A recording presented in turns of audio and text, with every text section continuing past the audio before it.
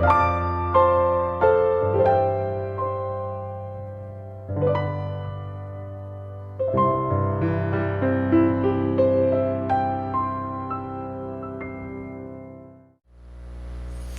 안녕하세요. 반갑습니다. 말씀과 함께하는 수요일입니다. 예, 엄청 오랜만이죠. 예, 한 달 만입니다. 마지막 말씀과 함께하는 수요일이 4월 마지막 주였었고요. 이제 5월은 다 지나가고 이제 6월이 벌써 시작됐네요. 예, 그동안 우리 보네폰 목사님의 책 성도의 공동생활을 중심으로 나누고 있었죠. 함께하는 날에 이어서 홀로 있는 날에 대해서도 나누었습니다. 그리고 이제 나눠야 될 내용, 오늘부터 나눌 내용은 섬김에 대한 문제, 권력, 지도력과 섬김에 관한 문제를 이야기하려고 합니다. 한국 사회, 우리나라 사회의 어떤 우리나라 문화의 두드러진 특징 중에 하나가 뭐냐면 나이에 대한 거예요. 나이. 그래서 이렇게 처음 만나는 사람들, 어떤 낯선 사람들 사이에 있는 그런, 아니면 뭐 다 서로가 잘 모르는 그런 낯선 사람들이 만났을 경우에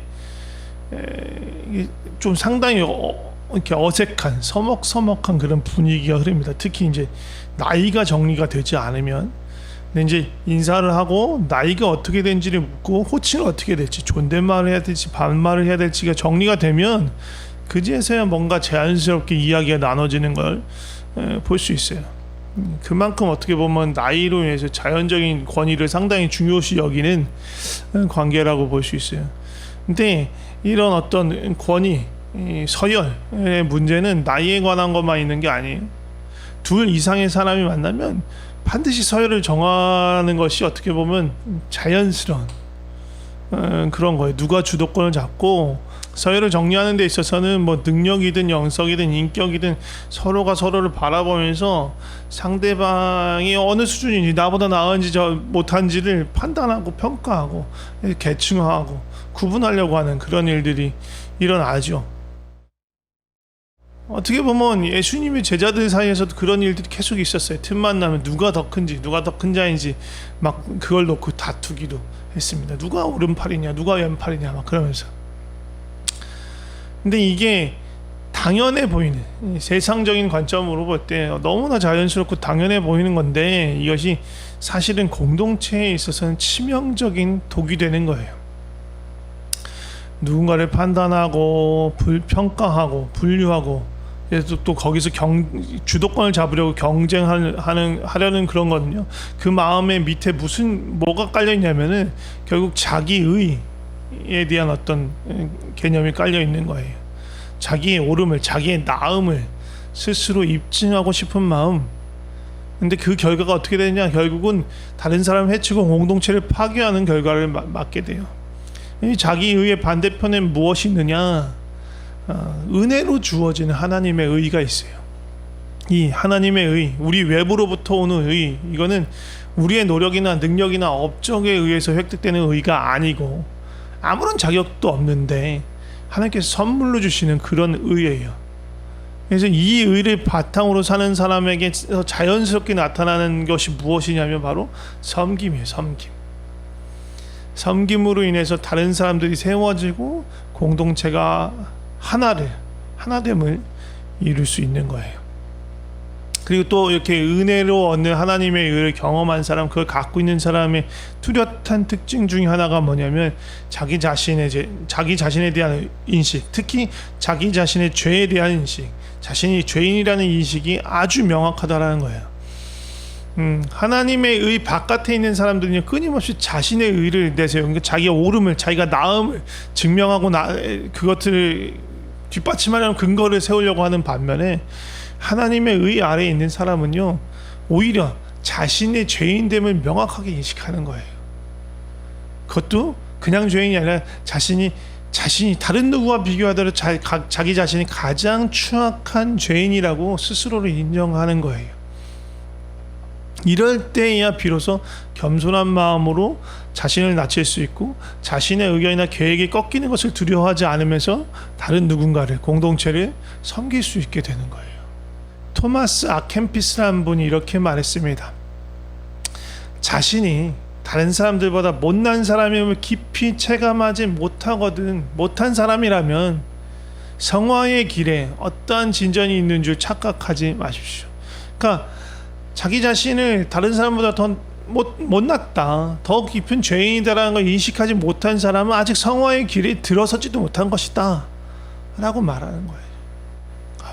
끊임없이 누군가를 비판하고 판단하고 평가하는 그런 생각이 우리 안에서 계속 솟아난다면 아직 내 자신이 죄인인 것을 직면하지도 못한 것이고, 십자가에 못 박혀 죽어야만 하는 내가 그런 죄인이구나 라는 자신을 발견하지 못한 거예요.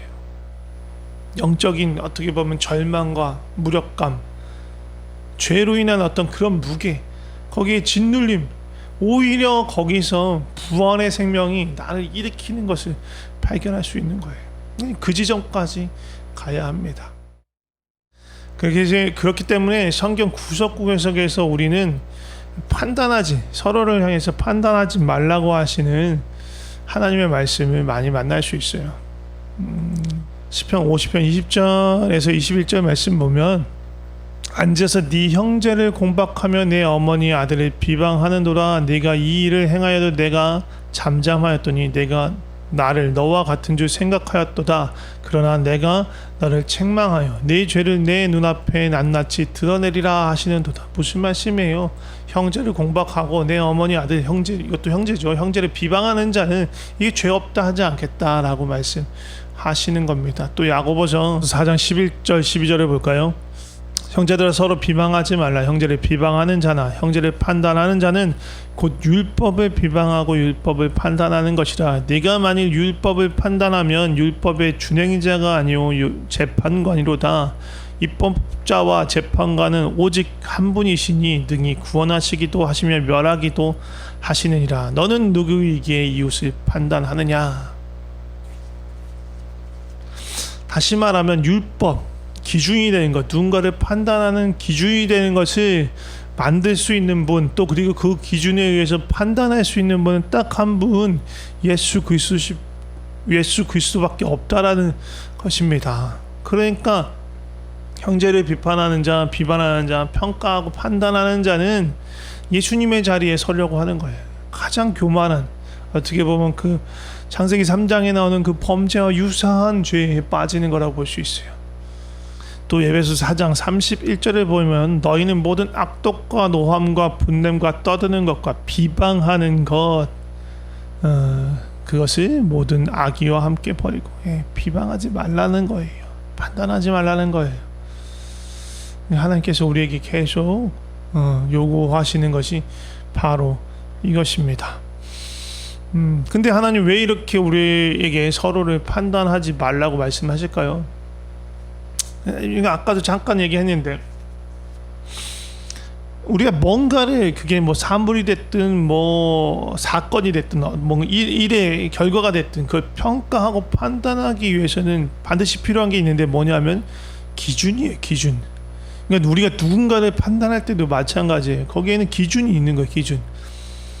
그러니까 내가 생각하는 그리스도인, 좋은 그리스도인이라면, 성숙한 그리스도인이라면 이래야 해라고 생각하는 나의 기준이 있는 거예요. 근데 그 기준은요, 아무리 그 앞에 무슨 말을 붙이던가, 아니 무슨 또 말씀 구절을 가지고 오던가, 내가 갖고 있는 기준은 주관적일 수밖에 없어요. 그러니까 내가 가진 틀, 나의 기준, 나의 틀로서 나의 형상으로 형제를 재단하고 그 기준에 맞춰 평가하고 형제를 거기다 구겨 넣으려고 하는 게 내가 평가하고 판단한다는 거의 의미예요. 근데 진리가 무엇입니까? 형제와 나는 누구의 형상으로 지음받았어요? 하나님의 형상으로 지음받았어요. 여튼 그 말은 무슨 뜻이냐 하면, 우리 한 사람 한 사람은 하나님이 보시기 좋은 존재로 지음받았다는 거예요. 다시 말하면 그 내 마음에 드는 자, 내가 보기에 좋은 자로 지음받은 게 아니고 하나님 보시기 좋은 존재로 지음받았다는 거예요. 그러니까 내가 만들어낸 기준, 내가 만드는 형상으로 누군가를 얽어맬 수 없고, 오히려 하나님의 형상으로 지음받았다는 것은 내가 만든 그 틀로부터 모두가 다 자유롭다. 또 다른 어떤 사람이 만든 틀로부터도 나 역시 자유로울 수 있다라는 겁니다.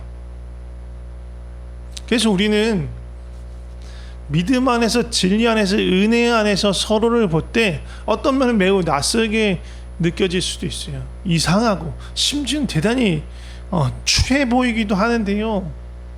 하나님께서 이 모든 걸 다 용납해서 하나님의 형상이라고 부르시는 거예요. 그래서 이러한 다양한 형제와 자매의 모습을 통해서 오히려 내가 갖고 있는 어떤 지경과 틀과 기준을 뛰어넘는 하나님의 모습, 하나님의 형상을 발견할 수 있는 거예요. 그런데 그렇게 되려면, 그런 눈으로 우리가 보려면 반드시 필요한 게 있는데, 우리가 그리스도로 거듭나야 되는 거예요. 그리스도의 옷을 입어야 하는 거예요. 그리스도의 형상으로 옷 입어야, 그 의로 옷을 입어야, 우리 자기 의에서 벗어나서 하나님의 의의 옷을 입어야만 우리 눈이 열려서 서로의 안에 있는 그 하나님의 모습을 볼 수 있는 거예요. 어떠세요? 나는 지금 누구의 눈으로 내 형제를, 내 이웃을 보고 있습니까? 내가 자꾸 판단하고 평가하고 비판하고, 제가 이 비판이라는 말 쓸 때 늘 조심하고 계속 부연 설명을 하는데, 비판적인 시각을 갖는 것과 누군가를 비판하는 건 다른 거예요.